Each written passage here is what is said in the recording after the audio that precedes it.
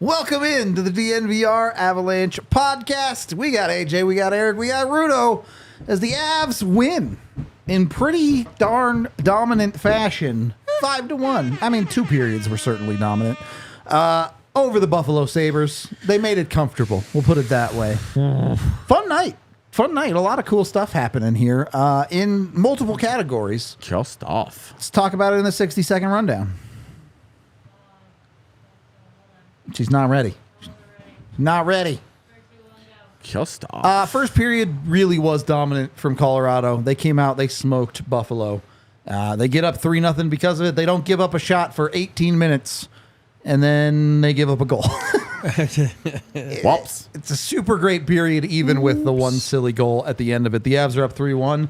The second period was not great. I don't think it's as bad as some people think it was. Buffalo burgeoned by 2 power plays, which they put a high number of shots on goal on, but aren't able to produce a goal out of. And then the 5-on-5 play in the second was mostly just kind of boring hockey. Not a ton happened, which keeps it at 3-1, which, given the Sabres were the better team in that period, isn't that bad for Colorado. And then the third period, Avs show up. They put this game away. It ends up going 5-1 off of Sam Malinski's first ever NHL goal. So that's fun. Once again, shout out Maggie for somehow predicting this. She's got the gift. Dude, she has been in touch with the universe lately. I don't know. It's freaking me out a little bit. When you've got it, you've got it. Yeah. I guess is the answer there. The other side of it, and I know this is a joke, but Avs got some help from the sleeper agents tonight. Eric Johnson on the 3rd and 5th goal. It did not feel like a joke. They were activated. It was Avs K Ultra. Worked. It worked. How much brainwashing do the Avs do in that locker room? This is the problem with Tomas Tatar and Ryan Johansson. They're resisting the brainwash. They got to be taken over. Yeah. But let's go back to the start, because I think this is something we haven't seen enough out of from Colorado. Good starts to hockey games. Not just obviously the production, but this was dominant hockey. Yeah, this was... I mean, they were on their way to absolutely walking them to the door. Yep. Very quickly. You know, it's funny because they get up 3-0 in the first period, and it felt like it could have been 5 or 6. Yep. They were destroying Buffalo. Nichushkin could have had 5 goals alone in this game. Dude. If that guy wasn't stuck with the stone hands, if he had Berkey's hands, if he'd gotten them back. The double hattie was on the table. Dude. The Joe Thornton was on the table. Oh,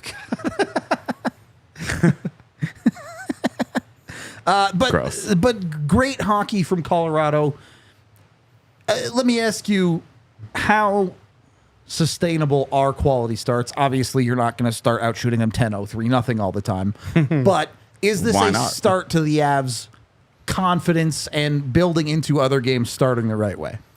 Oh, yeah. Go ahead. No, go ahead. No, I'm actually going to give Eric credit for this, because one of his keys to the game in the pregame show was building off of the strong finish after the Calgary game.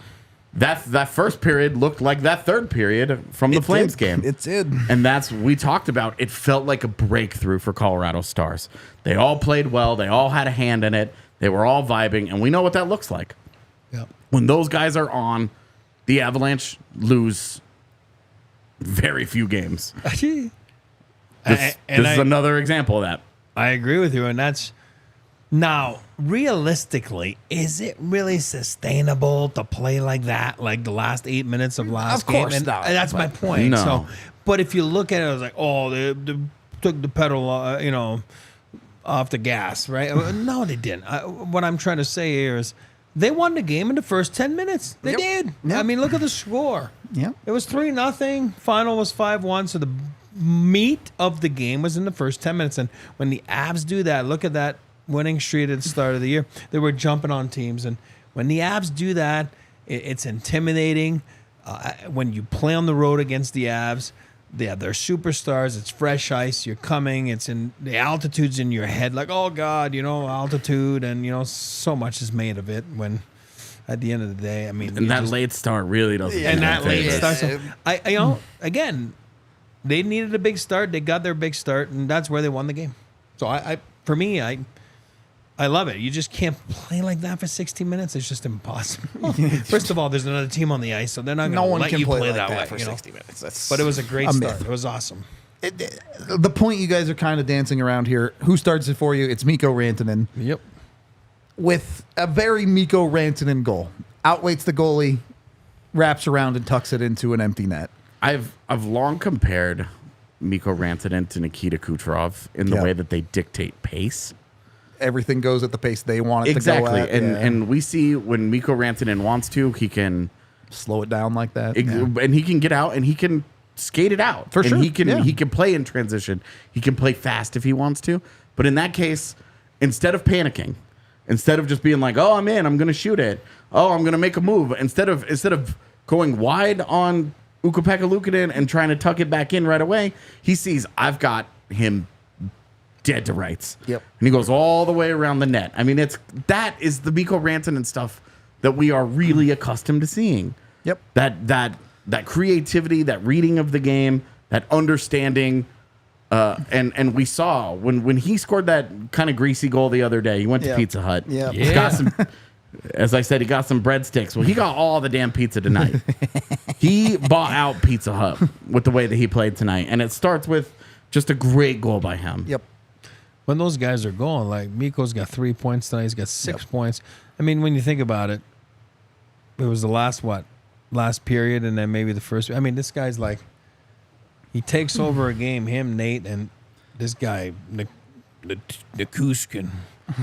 Wow. I mean, what a beast he is. You know what I mean? Like, I'm just saying, that's a tough line to Absolute monster contain. of a How hockey can you player contain tonight. that line? You can't. You cannot. When they're play like this, you can't. You can't. Well, and we remember that when they won the Stanley Cup, Val Nichushkin was playing alongside Nathan McKinnon.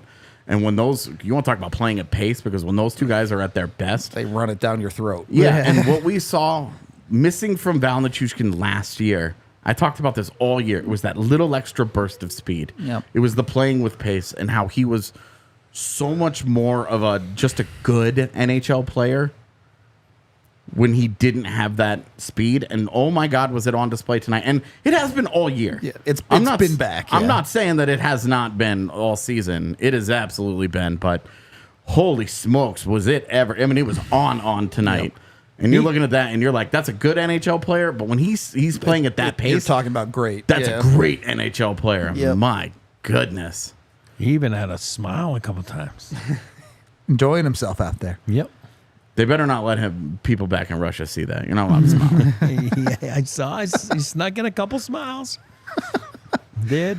It's the dominance we've been waiting for the last handful of more than the last handful. Obviously, McKinnon had been going for a little while. Yeah. but Since they got back from that road trip, he's been awesome. You've been waiting for the Avs, more than one Avs star, to put it all together in one night. Yeah. And I know Nichushkin's probably a tier below those guys. He but is. still, that whole line was going tonight. The Avs are just hard to beat when they have that. Well, and then when you have Devon Taves and Cale Makar also Exactly. playing lights out. Yep. Well, Kale had those 3 tough nights. You knew he was gonna. I mean, like, you serious? Even 3, it's like ridiculous. That's a long. It's like 4 months for me, But that was unreal. He wasn't really good. I mean, now he's back to being Cale Makar, which is the it's best Cale. player on the planet. And a guy will be like, I had 1 assist tonight. It wasn't very good. He'll think there's a lot more in the tank. Controls the game. This was one of those nights where, for a while it had felt like this season, it had felt like Cale Makar had clearly passed Nathan McKinnon Become as the best player in the world. Colorado's arguably, yeah. clear-cut best player. Came back down to earth a bit. Yeah, well, and now when you watch a game like tonight, and you're like, oh my God, Nathan McKinnon is good, dude. Yep. And you see them both going at the same time, and now I'm right back to like, oh no, I know Kale. I mean, Jesus, dude, they're both just so good. Any given night, pick one of them. Could be their night. And when all three of those guys, and this is why we talk about it so much. Colorado was built to win exactly like what we just saw. They are built to play with a tremendous amount of speed. Just blow your doors off. Yeah, that transition game is built for and to overwhelm you. Yep. Altitude, no altitude. They could play in a submarine for all I care. It doesn't matter. You can't blame the play altitude for the first 10 minutes of the game. Come on. The altitude. Who cares, dude? Like when the Avs play with that level of pace, they very rarely lose hockey games. Yep, it's just true. And you talk about they won the game in the first 10 minutes. We always talk about you can't really win a game in the first 10 minutes because you have 50 more minutes to play. You can lose one. They lost it. And that is, you put yourself in a 3-goal hole. You need everything to go right your way the rest of the game. Buffalo, to their credit, make some things happen to make it 3-1, and then it gets very shaky in the second period for moments in that second period, especially very early on. Yep. But when they don't capitalize and it stays 3-1 and it gets to the third period, that game's over. Yeah, it was toasted. And then third period Avs show up and it was over. They drop the hammer and it's done. I want to go back to your point there about the first period because Mikko makes a great play. He gets it on the wraparound. All right. Avs just beat you. Second one, it's crazy bouncing chaos in front of the net. Puck comes out to Val. He throws it into an open net. Yeah. All right. Whatever. You're looking at, from Buffalo's side, you look at that third goal from Miles Wood and you're saying, need a goalie to make a save there. Yeah. And also, you need also, to not. thanks, EJ. You need to not give up a 2-on-1. Yep. 3 seconds after you enter the offensive zone with possession of the puck. Yep. It gets slapped the other way by Sam Malinski. Yep. And Miles Wood is just off. And good luck, man. Hey, look, there's one thing you can say about Miles Wood, and that guy's fast. He does skate good. Is it a meta play, all right? EJ fumbled the puck because he couldn't see it through the tears from all the emotion. Yeah. Returning to Ballerina. The tribute got him. Calculated plays. Calculatedness. The video team got him. Which, by the way, awesome. Love to see the crowd give EJ a standing O there. All of that was great. We got to move away from this. AJ's You're allowed to right cry now. on camera. I'm not. No, I already did it once tonight. I'm not doing it again. And you look at that, and I think the big thing that stands out to me when the Avs are playing well, they're capitalizing on other teams' mistakes. Yeah. Far too many games this year, we've seen other teams get to capitalize on the Avs' mistakes. Being on the other side of it, you're like, oh, yeah, all right, this feels pretty good. Yes. And I mean, and they got elite players. Yeah, right? absolutely. And a lot of times some people are like, oh, without those guys, oh, they're nothing. I mean, well, I beg to differ, but especially now. Again, you got another goal by Miles Wood, and we can talk about that later. But what I'm trying to say is, isn't that every team, though? Without their top guys, they're nothing. I mean, like, top guys are top guys for a reason. Yep. Because they make elite plays at elite times, or whatever you want to call that, crucial times of a game. And that's why they are who they are, which is the cream of the cream on each team in the National Hockey League. So, yeah, the Avs are no different, but they're built that way with some of the best in.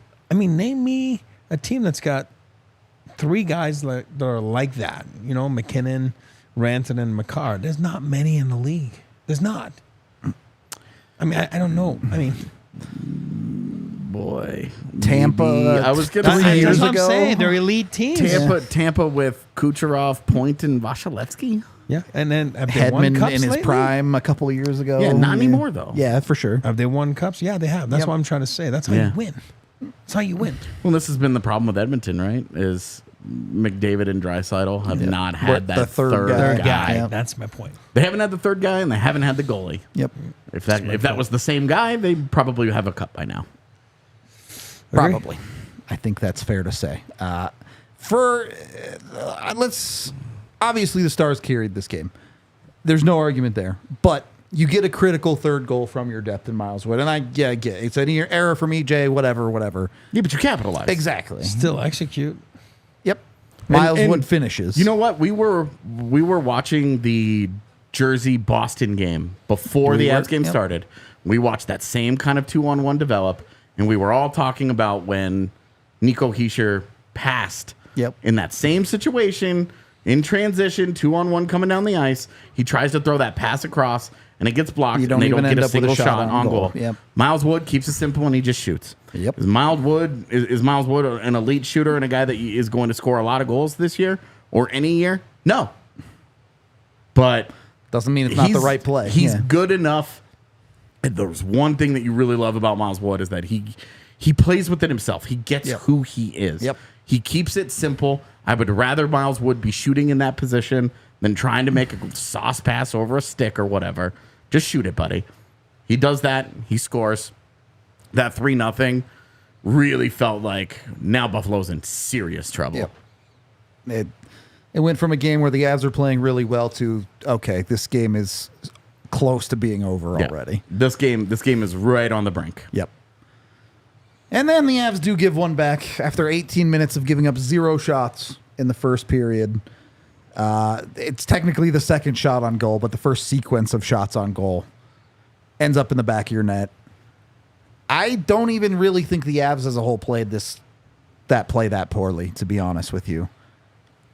But I'll leave it to you two if you think there's anything you'd like to see tighten up. Probably when I rewatch it later. You'll But, have something. I mean, yeah. he makes the first save and the puck just kind of pops out front. And Yep. it's not even like a case of like, oh, there's a guy just standing there and there's no defenders and there's guys not doing anything. You can always puck say just doesn't go to the right spot. Yeah, well, and you can always say I'd like to see more. Of I course. want to see something a little different. The one thing that I would say that I would like to see out of there is Prosvetov have a little bit better control of where that puck is going. Mm-hmm. And this is really like the one complaint that I'm going to lodge about Ivan Prosvetov tonight and most nights is that he stops the first puck plenty. And but then it's madness. After that, it's a little, there's a reason he's not a starting goaltender in the NHL.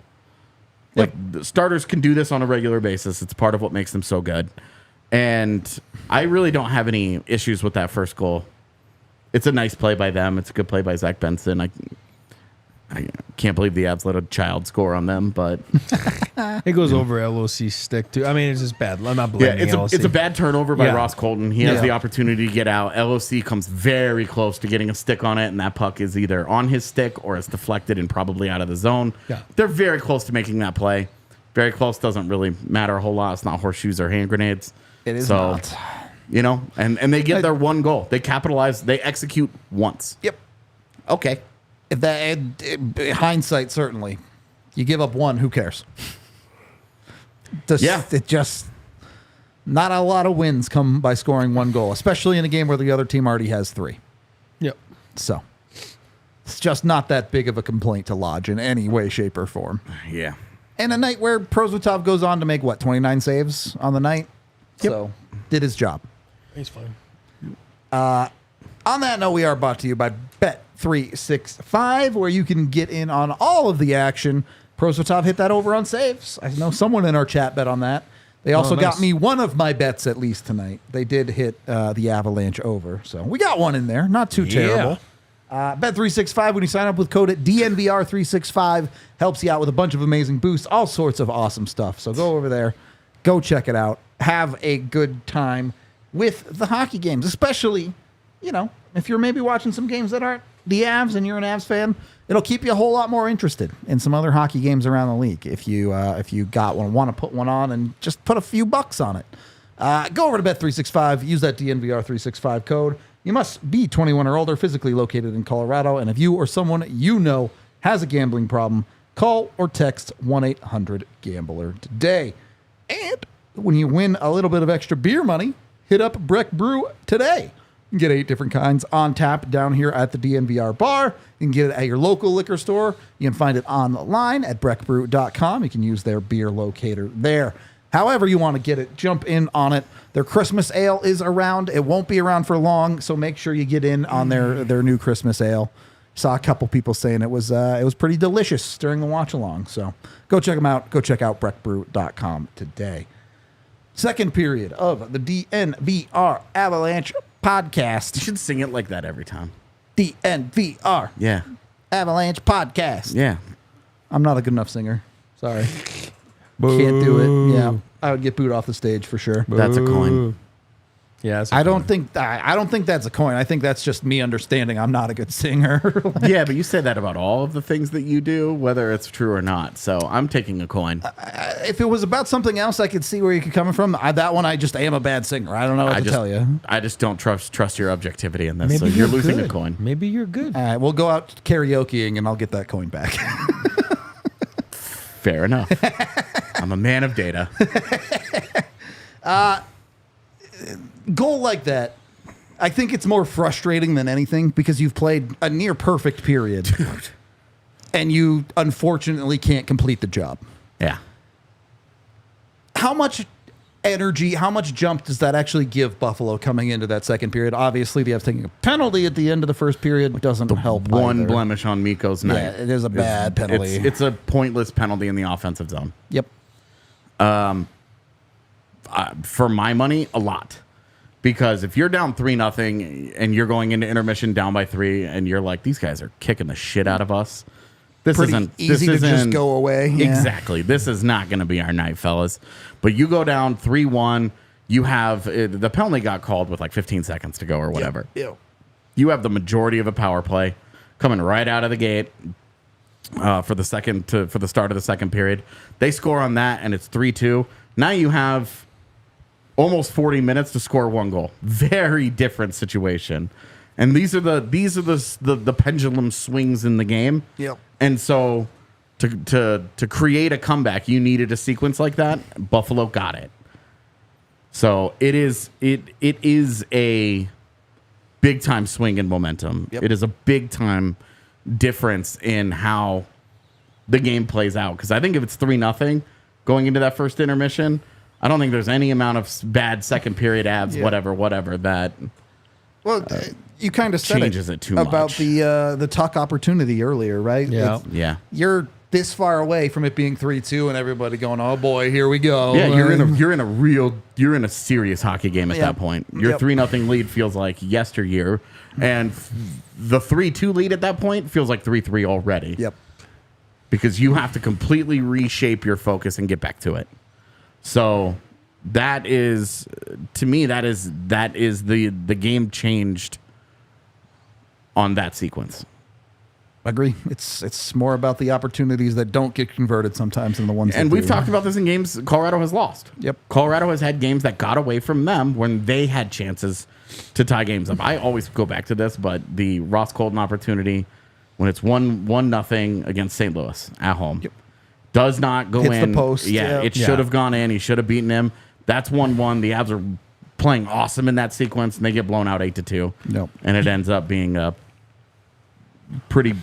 All of it was pretty bad. Worst game in a long time. Exactly. You got to be lucky to be good, though, right? And Absolutely that's all part true, of it. yeah. So sometimes I go back to the blackjack thing. I mean, you just can't lose games. And if you look back on winning streaks, you always look back. You're like, oh my god, oh wow, what Coulda about lost that one. Yeah, Coulda yeah, lost yeah. that one. Yeah. And coaches will always tell you, like, because oh, we've won 12 games in a row, but boy, oh boy, did we get away from it? We got lucky. So, and to get back to that goal, it's the power of those last minute and first minute goals. It's amazing what it does. Like it's crazy what it does.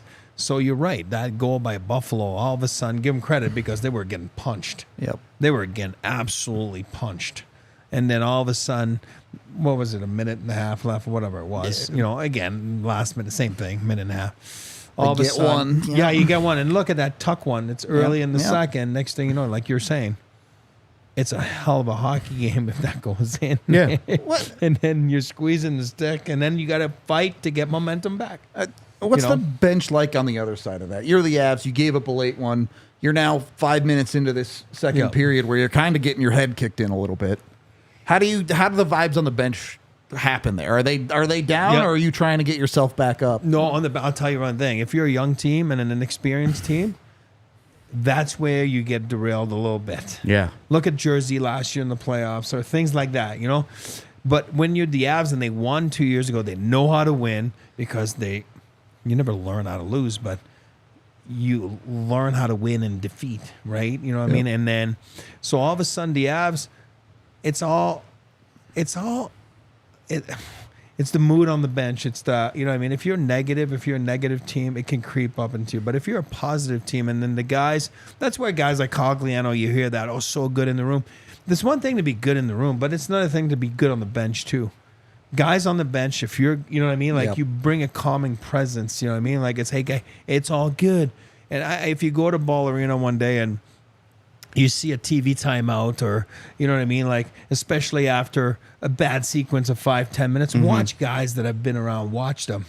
They don't just sit like this and then pick their nose, you know what I mean? Like, and then they wait and look at the Jumbotron and... No, you'll see. They'll get up on the bench, they'll go and they'll talk to the team, and they'll go like this. And because it's one thing to hear it from the coaches, it's another thing to hear it from your peers. It's a different message. Sure. This was one of the more enlightening things for me, having never been on an NHL bench and worked in press boxes. Pretty far away from on the benches. The moon. Relative to an NHL bench. But when I say it was enlightening for me during the pandemic, when they had empty arenas, you could hear all that. You could hear the chattering on the benches, and you could hear teams. There were some teams that were vocal and it accomplished nothing. That's right. The team that I distinctly remember that talked all the time, and its productivity, at least in the games that I was covering at the time. Sure. Minnesota just wouldn't shut up. Just a whole lot of mindless chatter. And it was and it didn't get them anywhere. Yeah. The Avs were like triple their shot attempts, whatever. They like blew them out a handful of times. Bunch of guys on the bench just going, come on, White. Go, that White, season. come on. Yeah, straight up, dude. That's exactly what it was, man. And you see with Colorado, historically, they've had quieter benches. I think that's a reflection of both Jared Bednar and Gabe Landeskog, where they're like, hey, we don't need a bunch of mindless droning on. But when it's time to talk, we'll talk. We need the right guys to just send the right message at the time. And then we need Nathan McKinnon to go out and kill somebody. Because that's another one of those moments in this game. Slowed that second period down real fast. Well, and it stopped Buffalo's momentum a little bit. Because you remember, immediately after that, the Avs come very close. Get a grade A of their own, to a scoring chance on the other end. Is it McCarr cutting across, I think? And it all starts because McKinnon just blows up Jeff Skinner. The building had calmed down. The energy was low. Everybody was kind of just going through it, except the Sabres were like, hey, we've played with the puck a lot this period. We're kind of feeling pretty good. We're just going to keep at it. We're going to try and get one. And then Nathan McKinnon blows up Jeff Skinner, and that game is not close since. It just never really gets back in Buffalo's favor. You kind of just muck through the rest of the second period from there. But going back to what you were saying, it's so true. And I think I've said it before, but having worked on, obviously as a player, and then upstairs, and then part of it on the coaching staff, never on the bench, but inside. It's three different views. I'm telling you, you can have a conversation after a game. You're sitting on the plane and wow, there was no energy because you're in the press box, because you're the eye in the sky, and then coaches on the bench are like, what are you talking about? Energy was unreal on the bench. And then you're like, what? Because you're not there. You know what I mean? And then from TV, it's a totally different perspective. So you could have three different answers on the same game by the same group of a player, a video coach, and then a like somebody from management up top. Like, it's unreal. They're going to tell you like, oh, we stunk. The other guy's like, no, we were great. And then the other guy's like, yeah, we were average. But it's funny because it's the same game. It's just three different perspectives. And I don't think you got three different perspectives on tonight from the Avs. Oh, no. You got a team that was pretty darn good throughout certainly the first and third period. But AJ, you were talking about on the watch along, second period wasn't good, but it wasn't the disaster that it could have been. Yeah, the shot attempts and shots on goal and that stuff, you're like, yeah, this is very, very tilted. But when you consider for me, it's three things that I looked at and I was curious about. Buffalo had 2 power plays. Yep. Colorado did not have one. But it goes back to when the Avs are struggling, there's always they've created chances, but how good were the chances? Sure. This was Buffalo's problem tonight. Yep. Because in that second period, when they had the momentum and they're generating all the shots on goal and they got it rocking and rolling, at 5v5 in the second period, they outchanced the Avalanche 8-6. Watching that period, would you have ever guessed it was that close? Nope. And high danger chances, the Avalanche 2-1. And that's just All that's happening, all that puck possession that the Sabres had, give all them the 2 shot high attempts, dangers. they gave up 1. Oh, as the Avs Avs had 2. Yeah, there you go. Even worse. Buffalo had 1 high danger chance. Yeah. When you've got Ivan Prosvetov in net, that is giving the kid a chance. Yep. I mean, I'm sure Alexander Georgiev's like, what the hell, Can I man? get some of that? Yeah. What the hell, man? Yeah. Last game, you guys gave up 10 high danger chances in the second period. Yep. What the hell is this? Tale of 2 different games there, for sure. Different opponents, different nights, whatever. Yeah. But when you're talking about trying to keep a comeback attempt at bay, they might have had a lot of puck possession, and they did. I think shot attempts were 20-9 in the second period of 5v5. 20-9 is getting up there at You're that getting your point. ass kicked. But for the defense to stay, that structure stayed. They don't allow the big scary. They don't make the big mistake. They don't give anything to Buffalo. They force Buffalo to create it, and Buffalo can't create it. Yep. And for Buffalo, the one thing that you could say about the Sabres on any given night, they've got the offensive firepower to score goals and score goals quickly. Yep. So to keep them at bay in that way, I did not mean to rhyme right there. to stop them from creating not even just the 1 high danger chance, but 8 scoring chances in a period at 5v5 just isn't special. Yep. It's a good period. It's not great. It's okay. It's okay. Yeah. I might even categorize it as below average, but I would want to go look at the numbers to be sure. I'd say it's pretty average. But it's when you compare that directly to shot attempts, Yep. they protected the house, and it was fine. Which leads me to, I'm sure we're going to talk about it, like talking about Georgiev. Here's what this game created for me, with Prosvetov. Like, Georgiev's your number one Those are guy. big. There's no denying it. Yep. We can have a conversation if you want. Like, oh, yeah, but Prosvetov. No, like, There's no Georgiev's your number conversation one. There's there. no The conversation. three of us won't. No, it's not a conversation. But what it does, though, is it lights a fire under his ass. Yep. I think. Because I think Georgiev's he's a competitor. All of a sudden, he gets pulled last game. Doesn't get. Now there's a back-to-back coming up. Yeah. That means Prosvetov's P. getting Diddy's another gonna, one. gonna Yeah. get another one, right? So now you're looking at, all of a sudden you're not getting every start you were getting. You know what I mean? Because then there's a level of excellence or, a demand for high level of play. Like we're harsh on Mac and Miko and, it's not. If you're the number one goalie of the Avalanche, which is a Stanley Cup championship caliber team, you got to play up to snuff. And Yep. his play has not been up to snuff. So There's a standard. There's a standard. That's what I was trying to say. Because you're the writer and I'm French.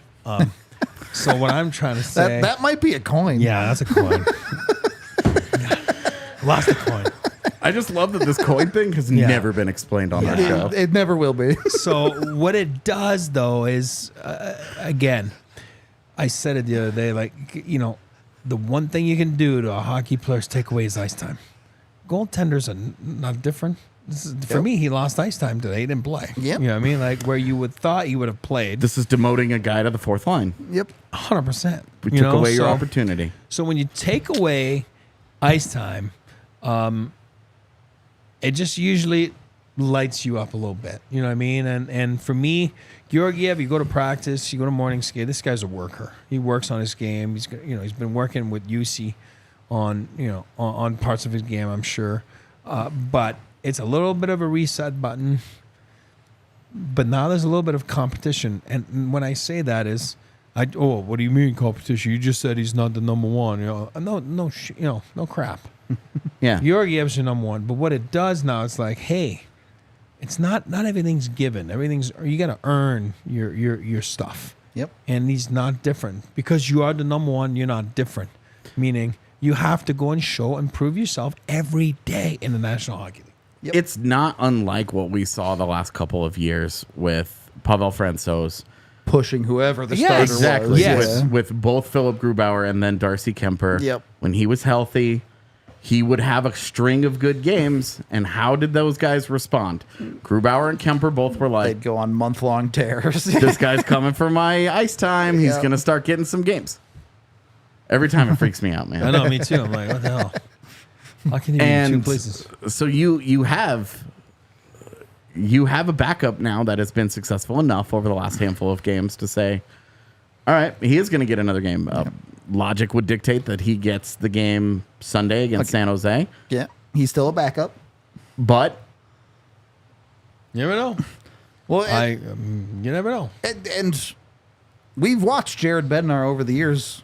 When he feels like they need it, he'll play a starter in both games of a back-to-back. yeah, he will and- do that. And right now, I think there is a 0% Yeah, chance it that will not happens right happen. now because he made a point with Prosvetov even playing tonight. Yep. Yes. And then Prosvetov gave him that game. Yep, he and earned so, it. And now you're like, Prosvetov is playing this weekend. Yep. And it might be even the next one. I don't know. I'm just being honest. Like, you never know. You ride the hot. He's Well, hot right you now. look at their schedule next week, and you're like, you're in Chicago. Yeah. So I mean, Prosvetov might be getting another one next week. I'm just saying, like, and again, it's just for people to understand. Obviously, people do understand, but it's like a pilot of a plane, right? There's a different position. You're the pilot, and then there's a co-pilot. When the pilot's not there, it's a different job for the co-pilot to take over and become the pilot. You know what I mean? So it's a starter in the NHL is so different than a backup. Yep. The mindset is different. Anybody can go play and have a hot week or two. You know what I mean? But when you become the guy and you don't have anyone behind you, it's a different game. It's a different game. There's no safety blanket. There's no hey, I'm the guy. And some guys thrive and some guys can't do it. For me, Georgiev's the starter here. He's going to work his way through his stuff. But I got no problem when you see the backup getting the bulk of starts in a 4 or 5 game period. I got no problem with that. For the other guy to find his game, to light a fire under his butt, I got no problem. None at all. It's what Yep. competitive backups do regularly around the league. Yep. And at the start of the year, you remember when Prosvetov made his first start? He hadn't played in a competitive game In months. in like 5 months. Yeah. He didn't play any preseason in Arizona, nothing. Yep. And so now you're looking at it and you're like, all right, Not great. he is put up enough results in his last 4 starts. Sure. I guess last 4 appearances, not starts. But like you're looking at it like, It's fine. Yeah. this is what backups do. Then you play him for 5 games and you go, oh, right, he's a backup. But, we're not to that point yet. And hopefully we never get there if Georgiev starts playing well again. Yeah, and Georgiev's body of work this year just isn't good enough. It's not. On the whole, like there have been great stretches, individual stretches. This has been bad. Inconsistent. Yep. Yeah, this has been bad. And maybe this is the thing that Starts it going for him. Yep. All right. We got these winter shots to do. Thank you very much for getting us over 100 likes, chat. We appreciate y'all. It's plastic. It is plastic, yes. Some vitamin W for you as we do, brought to you by Breckenridge Distillery. We appreciate y'all. That is pretty large. Yeah.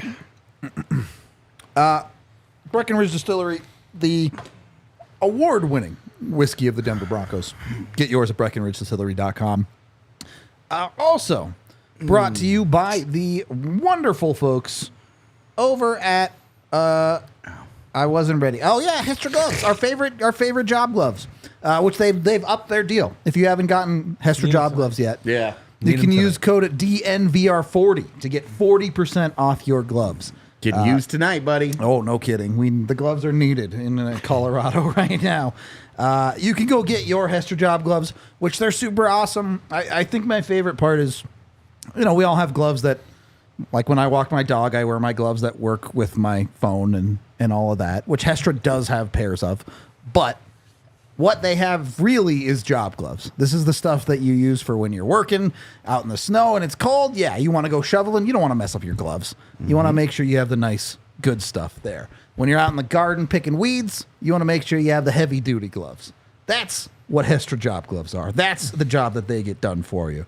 So go over to hestrajob.us today. Use that DNVR job code to get 40% off up until December 23rd. So make sure you get in before Christmas to get that 40% off your job gloves today. And if you want to order for your team, buy in bulk, something like that, you can email josh@hestrausa.com to get your order of gloves in. Hestra job gloves. They're dope. I don't know. I feel like gloves are easy, right? I don't have to sell them to you. You know what they do, and Hestra makes really nice gloves. So go get them. Awesome. All right. Third period of the DNVR Avalanche podcast. What? The picture of Waugh and Keane when they got traded to the Avs. How much does Mike Keane is just like, I'm here too, guys. Yep. Oh, Also me. Yeah. He's the best. Let's have the conversation. It's been a handful of games now. Is Malinski staying? So I said this to Eric recently. I think it was on a pregame show. I guess I said it to you by extension, right? Yeah. It's not like you're not here. I also said it to Tiff. The Keane thing. But before tonight, I didn't think that Sam Malinski, I said as long as Sam Girard remains away from the team, he fills that role. Sam Malinski is in Denver. Yeah. When Girard comes back, it's a conversation. But there isn't any way that you're putting Caleb Jones in the game over Sam Malinski right now. Yep. It would take an extended run of poor form from Malinski for that to happen. Because even in the Malinski's bad games, you still see it. Good stuff. And then tonight you see, what are the two plays that he makes tonight? Breaks up EJ to He spring breaks the up third a goal. zone entry just inside the blue line. Colorado's like bread and butter defensive thing. The number one reason Jack Johnson is a Colorado Av is because that is the one thing that he does at a high rate compared to other NHL defensemen. He does not cede the blue line easily. He holds it in. And how does Colorado play in transition the way that they do? Why do they play so fast? How are they so hard to defend? It's because they break up plays inside the blue line and they get out into transition and attack the other way. Like it's lightning fast. It is. We watch it every day, so I don't know that we get a proper appreciation for how rare it is. No. Go and watch how other teams play and how it's transition play comes A lot from steadier. Yeah. comes from the defensive zone where they've got to build. It's building it up. There's a build up. They've got to make 3 passes to do it. It's much harder for other teams to do. The Avs, it is one touch and out. Look at the Nathan MacKinnon game-winning goal against Calgary 2 nights ago. Yep. MacKinnon up the wall, one touch and out, and it Nichushkin just a tap. Yep. To Nathan MacKinnon, In who gets stride. ignored. Yeah. That part of it, whatever. Yikes. But it's lightning fast, and it is so difficult for teams to defend against that. Yep. And Sam Malinski, when we talk about an Avalanche-style defenseman, this is it. It has always looked like him, and it looked like him tonight because that defensive play that he makes, it's not a good play by EJ. No. But Sam Malinski stops that rush from the Sabres inside the blue line and gets the counterattack going. And there are 2 Avs forwards. As soon as they see that puck out, they're gone. Yep. And it is like Avalanche hockey to a T over the last 7 years. Yep. And then obviously he scores a great goal. It's a great one-timer. It's a great finish. It's just a great goal. He's aggressive. He's got confidence. He scores. He gives you 2 points. This is what it looks like to be an Avalanche defenseman. It's a great signing. It's a great job by them. I'm going to go back to what we've been saying since training camp and the rookie camp. Make them make decisions. Yes. I agree with you. Sam Girard's not there, and God bless Sam. He's awesome. It's a big loss for the Avs. But Sam Malinski right now is making them make decisions. Yep. Your play dictates that. You go and you play and nothing happens, then we say that about call-ups all the time. You know what I mean? Like, make the most of it. I think he's made the most of it so far. And I think he's gaining Bednar and Prater's, confidence, trust to put him out there. And you can see he's got a little bit of swag. I was about to say right before his goal, I'm like, oh, he's got the swag tonight. Like he's starting to feel the it. Makar moves yeah, at the I blue get the Makar line, move. yeah. You know what Well, I mean? Like, that move that he made in the neutral zone Yeah. to Yep. dip inside in the first period of the game, you're like, okay, buddy. And No. then he makes the Makar move later on, and you're like, whoa, Sam Malinski. All right, buddy. man, that's almost that swag. That's confidence. You know what I Yeah. mean? And he's a mature man. And like he's not 18 years old. He's 25 years old. What you see is what you get. I mean, Yeah. you're gonna see.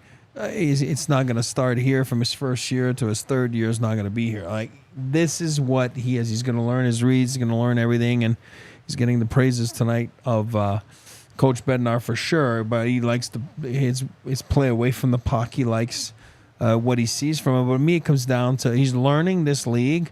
It doesn't take a gazillion years. This kid is obviously a smart kid, right? Went to the Ivies at Cornell, and he's a smart kid. And then signed in Colorado. He's a Also smart smart. guy. That's my point because it suits his style, right? Exactly, That man. what you This- were just talking about. This is my favorite point. That's it. You know what I mean? Like you just talked about it.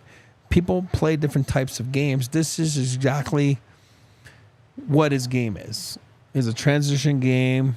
He's not the biggest guy in the world. You know what I mean? But he can move, skate, and get pucks out, get pucks in, not on a dump in. I'm talking about make plays.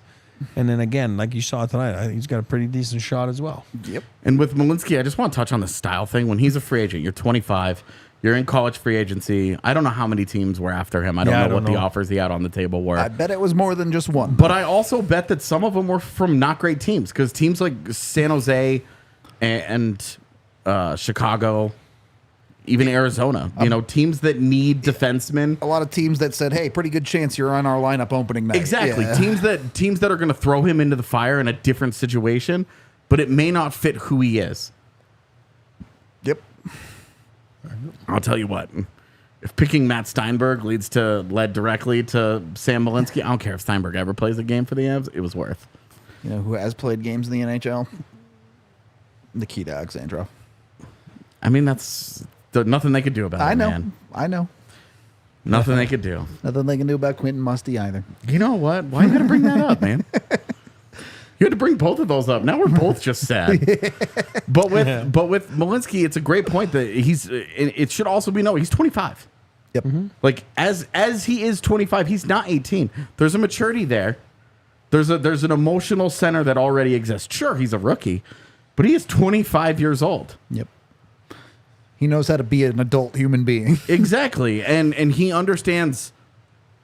He's going to know as a 25-year-old also that his leash is going to be shorter. This is not Oscar Olausson at 21 coming up and getting in and have all day being to like, figure it out. Yeah. Yeah, it's year one of my ELC. I've got some time here. Like Sam Malinski's got to go year to year for a little bit. But on the flip side of that, which is a great point, it's like if you have a bad shift or a bad game, you're a little more mature at 25 to overcome that and not be like, oh, God, that was awful. I'm going to get sent down, I think it's easier to control the controllables and get back to your game ASAP. You know what I mean? And I think he's shown that. He had a couple tough outings. We know that. Like, you know what I mean? Like, even Coach called him out, even his tough ones weren't like No. nuclear bad. Right. But He's to date, he has had a worse preseason game than regular season game. yep. That's true. That's a position that you would like to be in at this point. Yeah, 100%. You don't want to be in that position when you're in the preseason. But You're trying to make the team. now you're here. Now you're in the room that you're in, and you're making the most of it. And control what you can control. Mm-hmm. And I think, again, the difference in a 25-year-old and a 22-year-old, whatever. We're going to see this again later this year when Nikolai Kovalenko gets here, and he's 26. I think he's 26, 25, 26. Is he that old? And 24? I don't even know, man. He's in his mid-20s. He's not 17 or 18. Yeah, that's a big difference. He's not a kid, and he's older and he's more mature. There's a different level of understanding there for some of these guys. Yep. I agree. And this is where the Avalanche hitting that college free agent market the last couple of years. Look, you signed 6 of these guys. Yep. If one of them turns into an NHL regular for you, you've done a great job. Win, yeah. And I'm just going to sneak this in here. If 2 turn into NHL regulars for you, because once again, I thought Ben Myers was good tonight. He was good. We don't have to get into it. I'm just going to say. Oh, I liked him too. Yep. One last thing I want to touch on in this game. The power play goal the Avs get is to make it 5-1. Let's not pretend like it was hyper impactful in this game. Yeah. But you see them score that goal and you go, oh, I get it. I see why this power play unit is cool. I understand how it's going to score goals. Mm-hmm. And the difference is when they stagnate, when they Rantanen, Makar, McKinnon, they just pass the puck. With cement in their skates, And they just pass the puck between them. Nothing happens. They don't. The PK just stands there. Yep. We talk about how to defend yourself a lot. That's how you do it on a power play. Yep. You have an extra player on the ice. You have more space than you would otherwise have, and they don't use any of it. Yeah. And you look at the difference in that goal, that passing play, seam passes, and when the seam passes happen, it breaks apart a PK structure. It forces them to react to it. And you see when they make that first seam pass from Rantanen to McKinnon, 3 Sabres are almost standing in a straight line when McKinnon makes the backdoor pass to Nichushkin on the other side. And if you've got 3 guys that are standing in I've always said this about PKs. If you get a PK standing in a straight line, multiple guys standing in a straight line, you've won. Yep. And 3 guys are covering the same ice. And none of it is covering Val Nichushkin. Yep. It's a great passing play between those guys. And it's the difference between that willingness to try it and Buffalo kind of being bad. Like, you have to admit, like, the Sabres just junk it. For sure. And the Avs take advantage, and it's not a great finish from Val, but it's a good enough finish from Val. But, and I know it's a 5-1 goal, like you said, but what does it do? No, it gives Mikko 3 points. It gives Mac. And high-end players that you get paid a lot of money, points are important. Points are important because, right, we were all over Mikko. They're like, oh, he's not producing, he hasn't scored. You know what I mean? Which is right. I mean, that's what you're supposed to do. So when you get those nights, that's 2 in a row now for Mikko. I'm using Mikko. Forget about Mac. Mac is on a different planet these past few weeks, right? But Mikko, 3 points tonight, 3 points last game. I'm going to do something you're very familiar with. You feast on points. You've mastered the art of it. I did. That's AJ's move. It is. I'm convinced you're just sitting at home in front of the mirror. Yeah, I do. On I practice it. I practice, but it's what it does. What it does. It does. It feeds the beast. You know what I mean? Yeah. And then it does, and you're just like, you saw that he went after Lecky's dead. You know what I mean? Like, hey, or whatever, vice versa. But what I'm saying is, it just if you're a top end guy, you're not producing. It's tough. But when you're producing, you feel good. You're feeling it. And I don't care if it's a 5-1 goal. It's a huge, huge momentum booster for these next few games coming up. Because this is your 3rd point of the night. And, you know, and then it just goes a long way. I'll tell you. You know what Mikko Rantanen isn't? This is a transition. This is a transition. He ain't no holla back girl. Oh, okay. Because he heard you was talking shit. I'm just gonna let this happen. I don't have anywhere to go with this transition. I just wanted to pop the Mikko versus Lecky dad thing one more time. Oh God! I mean, we talk about guys. I'm just kidding. We talk about confidence and how it drove Sam Malinski, and you could see the difference of it. What about confidence for a guy like Mikko Rantanen? Yeah. When that guy starts feeling it and he starts getting all... He's one of the best goal scorers on the planet. Exactly. And it wins you games. When elite players play their best, they win you games. You think Edmonton's won, 7 in a row? Because Connor Brown showed up all of a sudden? Because whichever McLeod brother, Ryan McLeod, all of a sudden is really good? Give me a break, man. Hey. It's your studs being studs. Of course. Look, not being duds. Connor McDavid at that slump there, he was like 60th scorer in the league. Right. Now they win 8 in a row. What is he? Top 5 now? And he's going to finish pretty close to 1. I mean, we all know that, if not 1. But you're right. I mean, that's what it is. That's the point I was saying earlier. It's just a different world. Your top end guys will make you win. The other guys help you win. And when your top end guys are the best in the world, like why did everybody bite on the Buffalo hype train in the offseason? because Tage Thompson rocked last year. Yeah. He was the man. Has Tage Thompson been that good this year? No. And where's Buffalo? Nowhere. Swimming at the bottom of the standings in familiar water. And expectations. Your guys, your best players have to be your best players. When they're not, you don't win a lot of games. You can, but you don't win a lot. Yep. Colorado Stars drove that bus tonight. They got some help. A Sam Malinski goal, a Miles Wood goal. That's how you get to 5 instead of 3. That's how you win comfortably. That's great, but when your Stars are as good as the Avs Stars were tonight, girl, please. Well, you know what Method Man would say? No. I have no clue. Maybe it was Red Man. I forget which one. Either way, he would say, get high, play high, get high stats. If you live in northern Colorado and you need to get your high on, make sure you hit up High Plains Strains. There are 3 different locations for High Plains Strains up in northern Colorado, so make sure to go hit up one of those, either in Log Lane Village, Garden City, or Sedgwick. And they have all sorts of the products that you need, including infused edibles, highly potent concentrates, and some of the best flour in the state. Use code DNVR online or mention DNVR in stores when you get there, and you can get a half ounce for $45, a full ounce for $80, or Veritas 8s for $25, and a bunch of other great deals too. Go check them out today. High Plains Strains. Oh, we got some super chats to get to. I believe $2 from Vaguely Sober, who's got the sweaty boys going for Big Sammy. Yeah, definitely deserves some for goal number 1 on Malinski.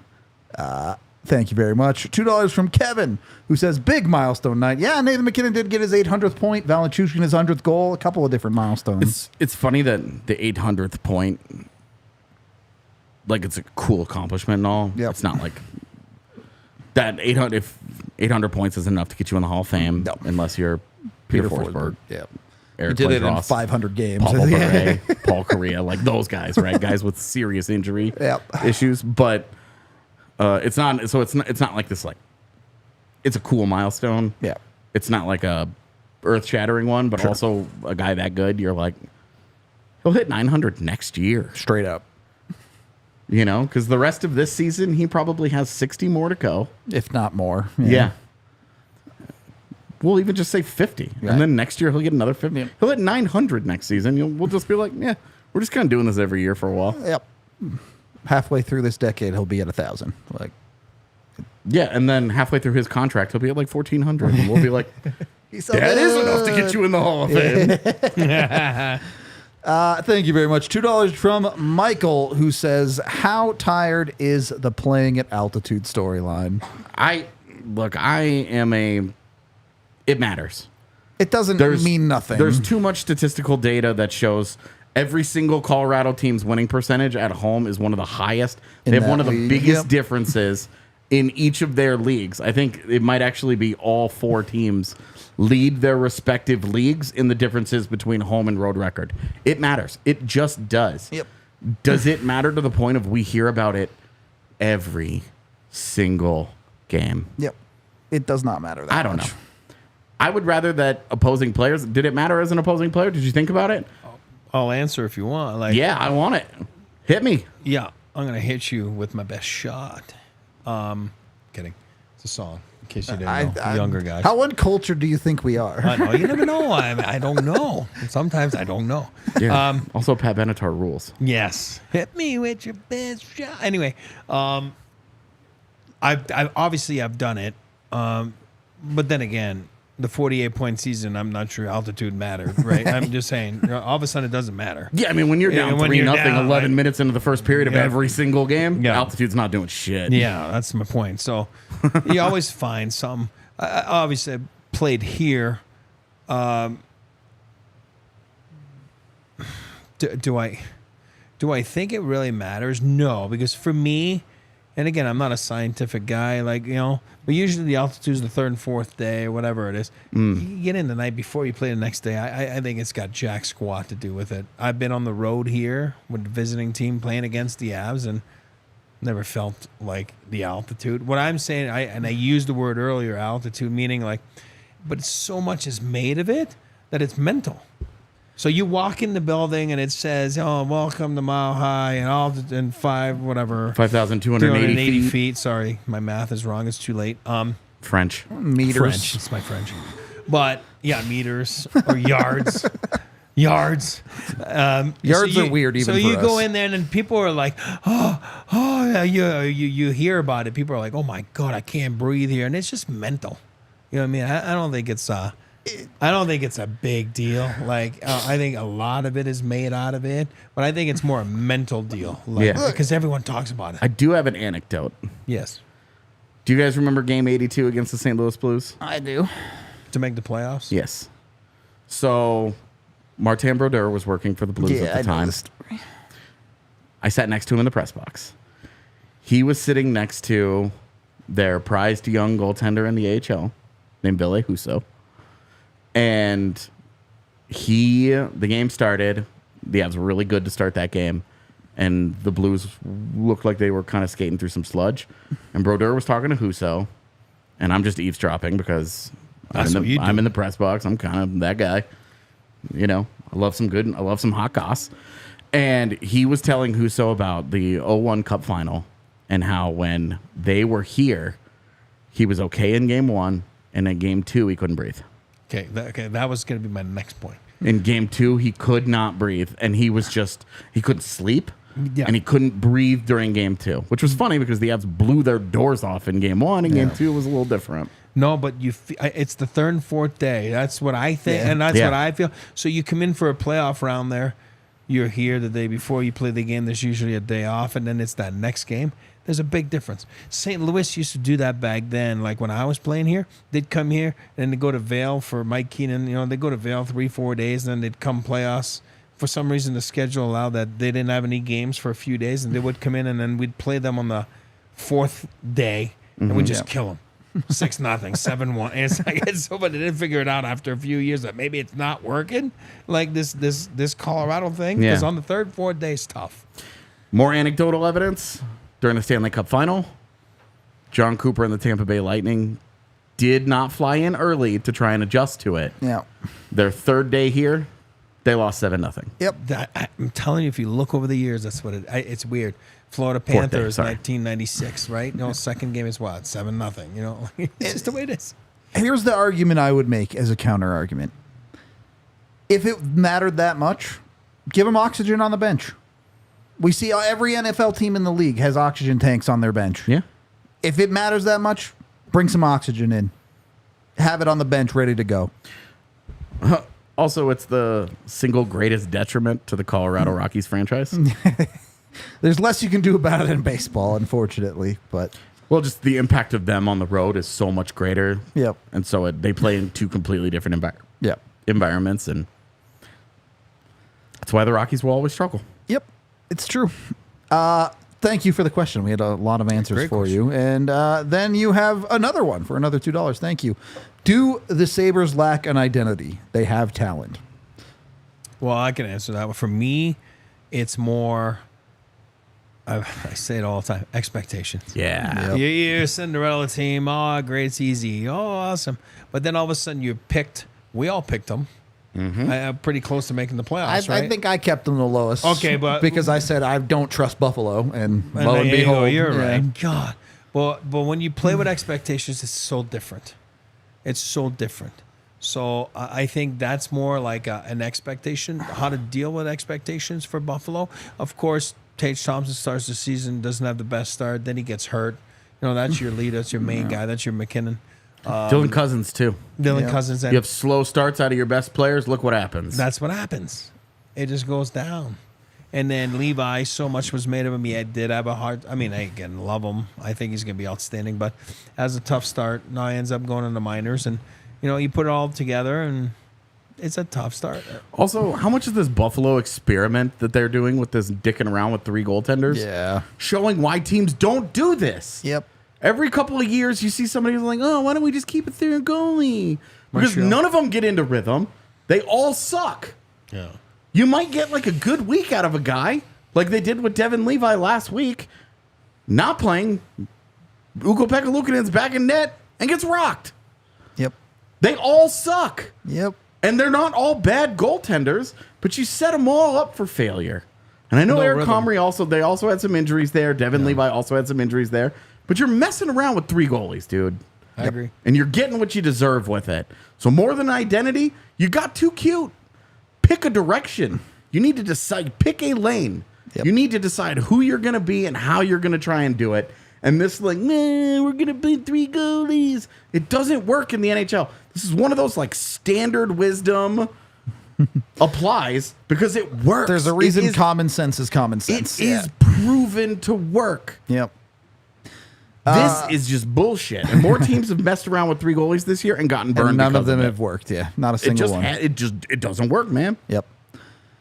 And then we had $2 more from Degro, who says DNVR for life. Thank you for the watch along as well. Much love. Appreciate all y'all. It's well into tomorrow. Any final thoughts from you guys? It's weird. It's a weird night when Chad is ignoring us completely And just popping off about other and just things. fighting yeah. about goalies and Ryan Johansson. Yeah. It's very to me. I just think it's very funny. It's not can't like a read. complaint. I just think it's very funny. So I love it. also, I mentioned 3 goalies. Columbus. Yeah. Montreal. It's coming soon. You think so? It's coming down the pipe. You got to make choices in life. This is Ain't not that the truth? Yeah, this third goalie stuff, man. It's for the birds. We birds. are going to get out of here for the Birds aren't night. real. A handful of things here really quick. First of all, we are off from the podcast the next 2 days. We will be doing podcasts for both games this weekend. There will be content on thednvr.com for tonight, but we are updating our website this weekend, so there will not be written stuff for the games this weekend. Monday morning. Yeah, the Sunday game will probably come up Monday morning. There probably just won't be anything for the Saturday game. Yeah, Monday during the day at some point they might. Whenever the site comes up, yeah. we might have content for Sunday's game, but there will be nothing for Saturday. So written stuff might be a little light this weekend, but we will still have podcasts. And I think Sunday we'll have a watch along too. So join us for those. We appreciate y'all. We are out of here and we will see you Saturday. We all silly like the mayor.